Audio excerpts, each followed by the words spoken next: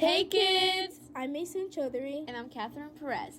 Today, we're going to show you how to make the Web-Slinger Slush. This recipe is for 2 servings, but we will only be showing you 1 in this video. To start, get a medium mixing bowl and mix together the pumpkin puree, unsweetened almond milk, pumpkin spice, and stevia until it reaches a thick and smooth consistency. Then, with the help of an adult, in a blender, mix together the pumpkin mixture, frozen mango, and ice until it reaches a slushy consistency. After, get your slushy mixture and pour it equally into 2 cups. Next, grab a marshmallow, tear it in half, and put both halves in the microwave for about 5 seconds. This marshmallow is for both of the cups, so only use 1/2 per cup. Once the marshmallow is done, grab a spoon and use it to create a spider web design on the top of the cup. If you would like to, add a straw and enjoy!